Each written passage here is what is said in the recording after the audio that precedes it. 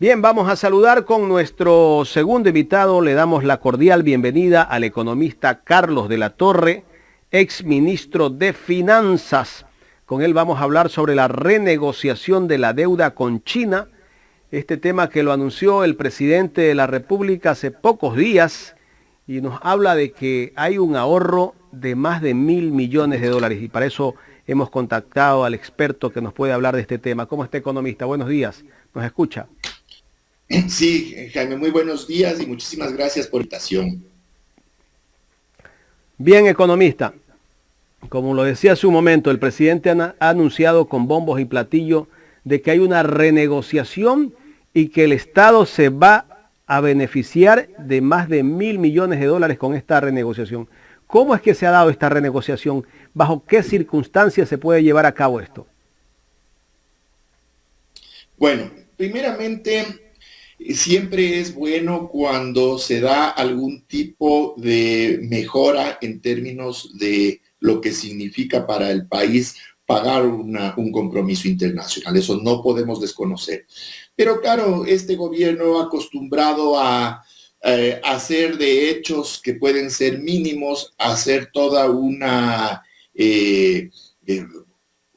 pirotecnia política, nos presenta como que este fuese un logro monumental que se ha logrado. Entonces, primeramente, tenemos que entender que no es que hubo un ejercicio de renegociación bien desarrollado a partir de una intencionalidad de este gobierno. Esto viene a ser más un gesto desde la China en función de una visión geopolítica que tiene este país de acercamiento hacia los países de América Latina. Entonces, ¿qué es lo que está haciendo la China? Está justamente propiciando ciertos beneficios, ciertas ventajas para impulsar todavía más allá de lo que ya tenemos en este momento en cuanto a la relación comercial y financiera de ese país con los nuestros. Solo para poner en términos de dimensiones, ¿qué es lo que se está renegociando? Se está renegociando lo que es la deuda que el Ecuador tiene con bancos chinos. No es una negociación con el gobierno chino, porque quienes nos han prestado los recursos son bancos chinos, son 3 bancos. El Banco de China, el Banco de Desarrollo de China y el Exim Bank chino. Entonces, este arreglo se ha logrado con 2 de estos bancos y por un monto que supera los $3.000 millones, que es la parte en la cual se realiza un arreglo que en realidad no es una negociación, solo para que se entienda. El Ecuador en este momento tiene una deuda de aproximadamente $4.200 millones con China, pero con el Fondo Monetario Internacional tiene una deuda de más de $7.000 millones. Y al Fondo Monetario Internacional le debemos el doble de lo que les debemos a los bancos chinos. Y con los multilaterales, es decir, el Fondo Monetario, más el Banco Mundial, más el Banco Interamericano de Desarrollo, más la Corporación Andina de Fomento, etcétera, que supuestamente son los grandes organismos amigos del Ecuador que están para apoyarnos, a ellos en total les debemos $22.000 millones.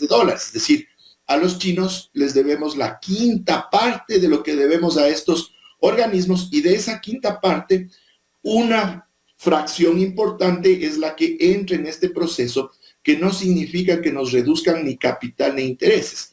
Lo que se hace es extender los plazos de esa deuda para que las cuotas que tiene que pagar el Ecuador durante estos siguientes 4 años sean más bajas. Entonces, lo que vamos a encontrar como beneficio es que vamos en 4 años a pagar $1.000 millones menos en estas cuotas, pero eso no quiere decir que no vamos a terminar pagando ese dinero, sino que lo vamos a hacer en un plazo más largo. Y por último, para dimensionar cuánto significa este beneficio para el Ecuador, $1.000 millones que vamos a tener que extenderlos en el tiempo y que nos va a significar un ahorro durante 4 años, pero eso vamos a pagar después, son $250 millones cada año.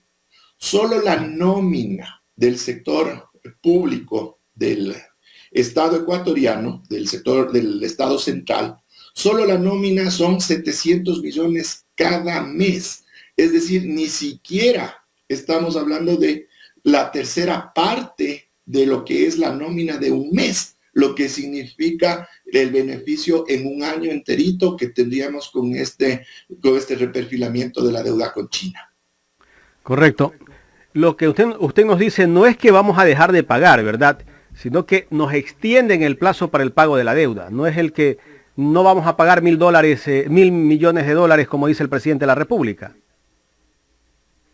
Exactamente, es decir, lo que vamos a tener es un alivio en las cuotas, que significa que en estos 4 siguientes años en las cuotas vamos a pagar $1.000 millones menos en las cuotas. Pero esos $1.000 millones vamos a tener que pagar igual, pero más adelante pues se extienden los plazos. Correcto, bueno, está clarísimo eso. La deuda con estos bancos, ¿no son bancos del Estado chino o son bancos privados? A ver, por las características de la economía china y de su manejo político, son bancos del Estado. Pero ojo, aquí hay que tener en cuenta que por el hecho de que sean del Estado, si su accionista es el Estado, ¿ya?, su operación es exactamente igual a cualquier banco privado. Correcto. Porque son bancos comerciales. Su como acá el Banco del Pacífico, ¿no? Justamente. Exactamente. Sería tal cual como el Banco del Pacífico, así es. Correcto. Pasando a otro tema, economista, ¿cómo ve usted el manejo de la economía del país? ¿Cómo usted lo analiza? El presidente de la República hace poco nos decía que él ha hecho una inversión histórica en la parte social del Ecuador. En lo social dice que ha invertido en ese tiempo llevaba 14 meses, había invertido más que los 14 años de Correa y Moreno en la parte social. Hablaba de más de $13.000 millones. ¿Eso se refleja en realidad con todo lo que está viviendo el país en este momento? Bueno, primeramente esa cifra, que no solo el presidente la anunció, sino algunos otros funcionarios de gobierno, es totalmente falsa, ¿ya? Eso no es cierto, ¿ya? Ellos lo que hicieron es incluir en este cálculo lo que ellos suponen que durante los siguientes años de gobierno incluirán en el presupuesto general del Estado. Es decir, lo que ponen es una, podríamos decir, una intención de, inclusive de poner un número en un papel, ni siquiera de realizar una inversión o un gasto real en esas magnitudes, pero lo que hicieron es comparar con la inversión efectiva de años anteriores. Es decir, se está comparando una intención que no sabemos siquiera si va a realizarse o no respecto de una realidad de años anteriores. Entonces eso es una falsedad completa. Y si nosotros nos vamos a las cifras reales, en lo que va de este año, en cuanto a la ejecución del presupuesto general del Estado en términos de inversión, que estaba presupuestado $1.800 millones, hasta el mes pasado de esos 1.800 no se ha utilizado ni siquiera 500 millones. ¿Qué quiere decir? Ni siquiera el 25% de lo presupuestado, que de paso es una cantidad muy baja en términos de la inversión pública en general, se ha utilizado.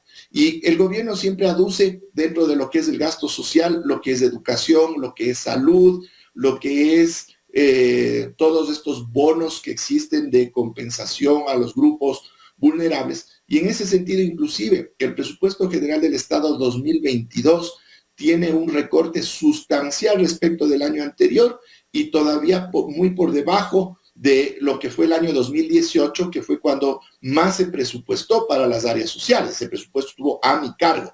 En el caso de educación y salud, la asignación para el año 2022 está en el orden de un 17% por debajo de lo que fue en el año 2018, e encima más la ejecución, es decir, lo que se anotó en el papel, 18% por debajo, y lo que se ha ejecutado hasta este momento es el 40% de eso. Es decir, estamos hablando de que se está gastando más abajo de un 30% menos de lo que se gastaba en el ámbito social hasta el año 2018. Economista, Carla Aro le saluda. Bien, entonces estamos claros, no hay inversión por parte del gobierno hacia el Estado. Efectivamente, nosotros nos vamos a la realidad nacional, no hay circulante, no hay inversión, tampoco hay la famosa inversión extranjera de la cual tanto manifestaba el presidente, una renegociación con China que de una u otra forma nos ayuda, pero bueno, no es que nos quitan las responsabilidades efectivamente que tiene ya el Estado ecuatoriano con ellos. ¿Hacia dónde ir? ¿Qué hacer? ¿Cuál es la metodología que debería llevarse en estos momentos o que debería llevar el gobierno? Buenos días, Carla. Bueno, primeramente tendría que existir detrás un programa económico serio. No existe, nunca existió un programa económico serio donde estén definidos objetivos muy claros, pero hablo de objetivos en términos de impulsar el bienestar de los ciudadanos, no como nos hablan de que se está alcanzando un superávit fiscal, es decir, en vez de tener déficit, ahora tenemos superávit. Sí, pero con déficit o con superávit la gente no es que va a tener más empleo, no es que va a poder parar la olla de forma adecuada. Son variables intermedias que tienen que manejarse en función de alcanzar un bienestar social. Y por otro lado, lo poco que se está haciendo en función de atender estas variables fiscales termina perjudicando a todos los ecuatorianos. Por eso digo, no hay ni siquiera un programa económico, porque lo único que están haciendo es guardándose el dinero en vez de comprar medicinas para los hospitales, en vez de construir más infraestructura como carreteras, como escuelas, como hospitales, en vez de incorporar circulante a la economía a través de diversos mecanismos, nos cobran más impuestos a la clase media. Entonces eso no obedece a ningún programa económico en función de objetivos que atiendan las necesidades sociales. Y lo que vemos del otro lado es que se generan mecanismos para autar ciertos negocios particulares. Por ejemplo, la liberalización de las importaciones de derivados para que puedan hacerle privados, justamente apostando a que con la reducción o quizás en algún momento la eliminación de los subsidios de los combustibles, la importación de derivados se convierte en un negocio privado. Asimismo, se sigue avanzando con una posible concesión de la refinería de Esmeraldas para que la producción local de derivados se convierta en un negocio privado. Eso es el único manejo en economía que vemos que tiene claro el gobierno, que es el de generar espacios de negocios para particulares en detrimento de la mayoría de los ciudadanos. En todo caso, bueno, el gobierno siempre habló de privatización, economista, siempre estuvo ahí. De hecho, lo tiene muy latente, ¿no? Pero realmente en estos momentos, hablar de privatización, porque el Estado definitivamente manifiesta que no puede, ¿no? Hablar de privatización y que para ellos nos da mejores beneficios, ¿es oportuno o no es oportuno? ¿Hasta qué punto sería oportuno privatizar? Por ejemplo, esta área que usted nos manifiesta. Ya, le pongo el mismo ejemplo de los combustibles, que también aplicaría para el tema de generación hidroeléctrica, que es otro de los espacios que se piensa privatizar y es donde nos venden la idea de que así va a venir la inversión extranjera. Eso no es inversión extranjera, es venderle a un privado extranjero. Entonces, imagínense, Carla, qué es lo que nos sucede a todos los ecuatorianos. Estamos pagando más por los combustibles y más adelante seguramente si se privatizan las hidroeléctricas vamos a pagar más por el kilovatio hora. ¿Por qué razón? Porque tenemos que pagar a un privado una utilidad. Este momento cuando electricidad y combustibles son provistos desde el Estado no está para sacarnos una utilidad, una ganancia, eso es de la empresa privada. Entonces terminamos todos pagando más por la energía o por todo aquello que se privatice. Por ejemplo, en caso de telecomunicaciones, pagaríamos más por los servicios de telecomunicaciones que sin duda mejorarían. Pero no es que están mal ahorita porque el Estado es un mal administrador, es porque a propósito, ¿qué es lo que se hace desde estos gobiernos que pretenden justamente generar una opinión pública a favor de la privatización? Su objetivo, como es ese, ¿qué tiene detrás? Dañar los servicios desde la provisión pública. Pero ¿qué es lo que sucede? Usted va a pagar más por los combustibles, va a pagar más por la energía eléctrica, etcétera, etcétera. Entonces usted va a tener menos dinero para comprar bienes y servicios que son producidos localmente. Entonces usted va a demandar menos de lo que quiera que se produzca internamente. Entonces las empresas que sí producen, que sí generan empleo, van a ver menores ventas y por el otro lado ya van a tener con menores ventas menor necesidad de contratar trabajadores y esto abona en el círculo vicioso que significa menos consumo, menos producción para abastecer ese consumo y menos empleo del otro lado, pero más utilidades para las empresas privadas que se harán cargo, por ejemplo, de estos servicios que les estoy comentando. Doctor, toquemos un tema del cual siempre el gobierno y el presidente lo manifiesta, ¿no? La Reserva Internacional. Él se siente muy orgulloso de la Reserva Internacional y bueno, pues, y de cómo está en estos momentos con su gobierno. Realmente tener tanto recurso en la Reserva Internacional es beneficioso para el país, da cierto respaldo, como él lo dice. A ver, el tener tantos recursos en las reservas internacionales significa que no va a utilizar ese dinero en comprar medicinas para los hospitales. Solo le pongo un dato que es público, que en lo que va de este gobierno, solo niños y niñas con cáncer ya han fallecido 80. Le doy otro dato. 4,000 y pico niños y niñas ecuatorianos han sido recogidos en la zona de frontera entre México y Estados Unidos, abandonados porque por alguna circunstancia su familia trató de emigrar al país del norte. ¿Qué significa esto que le estoy diciendo? Significa que acá en el Ecuador estamos en una situación tan, pero tan grave y no tenemos una atención del Estado en lo que es fundamental, gracias a que el Estado tiene represado dinero en el Banco Central del Ecuador y a su vez, con ese dinero conforman las reservas internacionales. Entonces, ¿qué de positivo tiene esto? Ahora, la pregunta es, ¿por qué el gobierno se empeña en tener un nivel tan alto de reservas a costa inclusive de la vida de niñas y niños del Ecuador?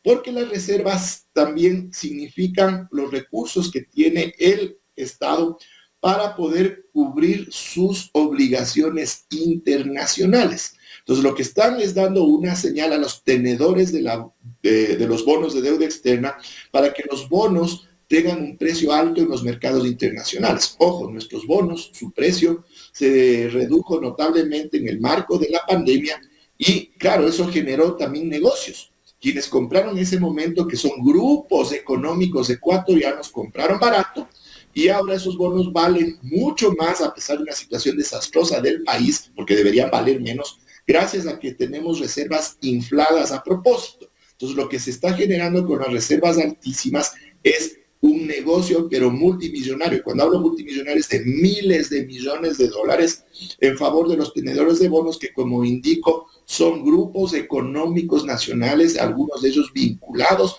a bancos que ya todos sabemos qué bancos son los que operan aquí en el Ecuador, bancos nacionales. Entonces, lo que estamos es, a costa de la muerte de ecuatorianos, estamos generando negocios multimillonarios a estos grandes capitales nacionales. Economista, el presidente de la República, desde que empezó su gobierno, siempre habló de bajar el presupuesto general del Estado. Bueno, creo que en algo lo ha podido reducir. También hablaba de bajar la inversión pública y que ese sería el éxito de su gobierno. Pero ese éxito del cual nos ha hablado, no lo vemos así. Bajar la inversión pública, desde mi punto de vista, no soy economista, tal vez usted me puede corregir, eso significa de que no se reactive la economía, la situación del país siga peor que antes, y bajar también el presupuesto general del Estado significa también, desde mi punto de vista, bajar la calidad de los servicios públicos. En este momento nosotros, si vamos a sacar un pasaporte, no lo podemos sacar en el momento. Hay que esperar un mes, 2 meses, hasta 4 meses para sacar un pasaporte. La cédula de ciudadanía igualmente. Si usted va a sacar una cédula, ya no se la dan en el momento. Hay que esperar 1 día, 2 días, hasta 1 semana para poder sacar una cédula. Son servicios públicos que pagamos para que nos entreguen un documento. Y yo creo que con ese pago que hacemos deben entregarnos un documento inmediatamente porque están los recursos para ese servicio que estamos en ese momento usando nosotros, economista. Exactamente, Jaime, lo que usted indica, pero vea, de todas formas, el que no pueda sacar rápidamente una cédula o un pasaporte no le va a afectar su vida. Pero imagínese aquella persona de escasos recursos que tiene alguna complicación médica y que va a un hospital y no hay medicinas o no hay médicos, simplemente se muere. O sea, aquí le va a poner encima. Ya. Por el lado de lo que es el gasto corriente, los 2 rubros más importantes son la nómina de los servidores públicos y las compras públicas. Justo ahí están las medicinas y otros insumos, ¿no?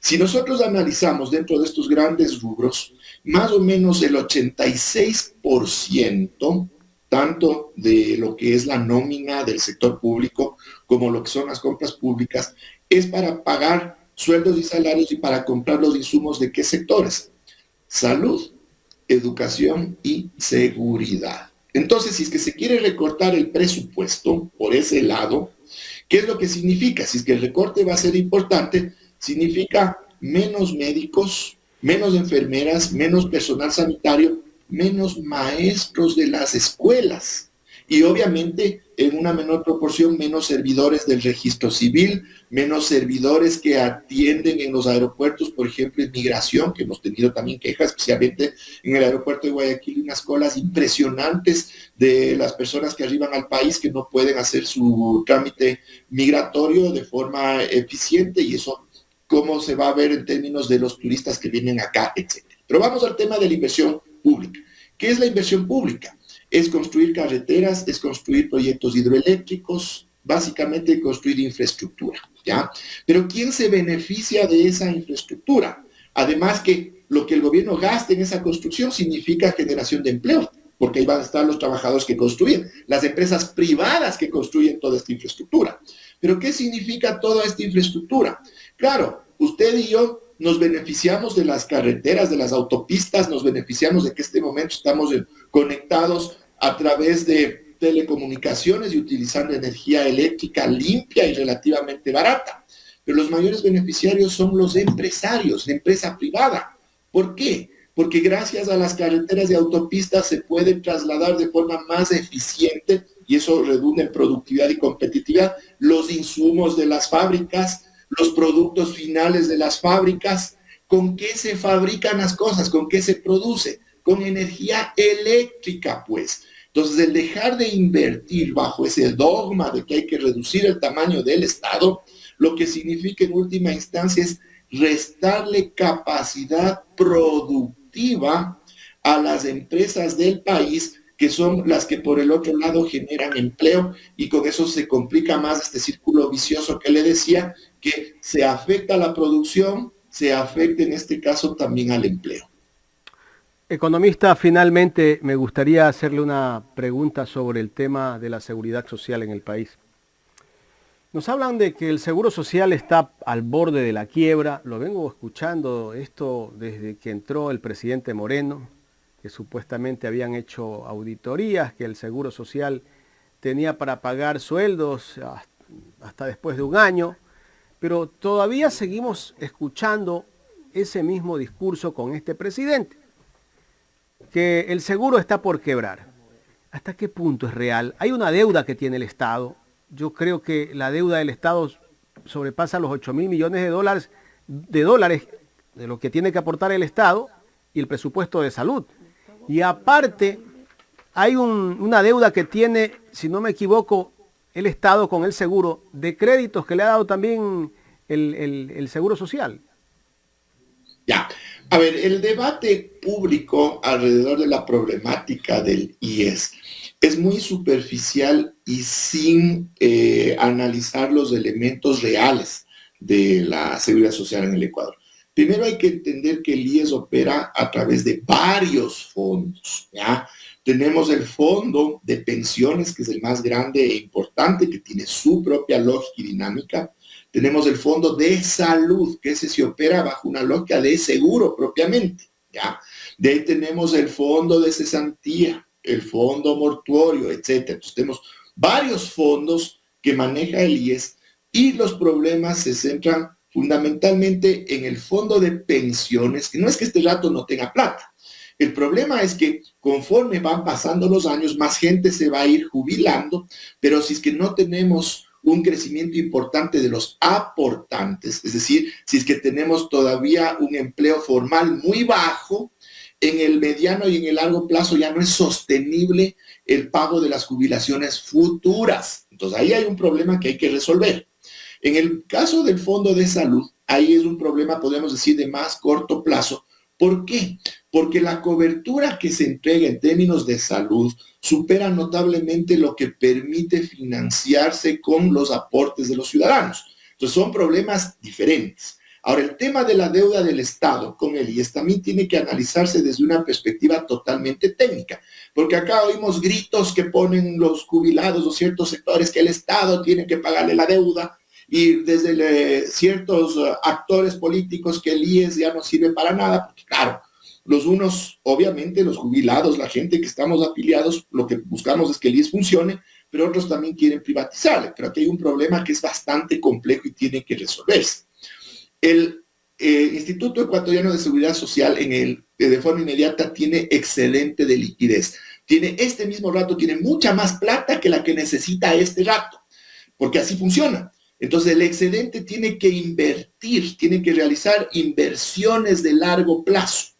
Y el único instrumento que existe en nuestra economía, y es así en todas las economías del mundo, de largo plazo son los bonos del Ministerio de Finanzas, que de paso son los instrumentos de inversión más seguros que existen en el país, a pesar de lo que se pueda creer. Porque invertir en algún depósito en un banco privado, el banco privado hasta puede quebrar, el Estado nunca quiebra. Entonces, claro, el Estado utiliza recursos del IES para financiar su actividad, que está bien, porque toma un ahorro para introducir ese dinero a la economía para que circule, se entiende que es a través de inversión pública, que es lo que no está haciendo este gobierno. Pero por el otro lado, por un problema atávico que viene de la década de 1940, se estableció que el gobierno tiene que entregarle el 40% del fondo de pensiones cada año al IES. Entonces, ¿qué quiere decir? Que el Estado, por un lado, entrega papeles al IES y el IES le entrega dinero. Y por otro lado, el Estado tiene que devolverle ese dinero al IES en una especie de un círculo, como un perrito que se muerde la cola. Entonces, ese es también un problema estructural para el cual hay soluciones técnicas que no se pueden reducir a ese debate que vemos en las redes sociales o muy superficial entre ciertos analistas que tienen intereses políticos alrededor del IES. Economista, quiero agradecerle por habernos dado esta entrevista interesante, haber escuchado de su parte la situación real que vive el país, tanto en lo económico, la renegociación de la deuda, y también hemos hablado, aunque sea un poquito, del seguro social. Muchísimas gracias, economista Carlos de la Torre. Gracias, Jaime, también, y como siempre a las órdenes. Un buen día. Gracias al economista Carlos de la Torre, exministro de Finanzas, aquí en el programa Los Especialistas de Ecuador en Directo.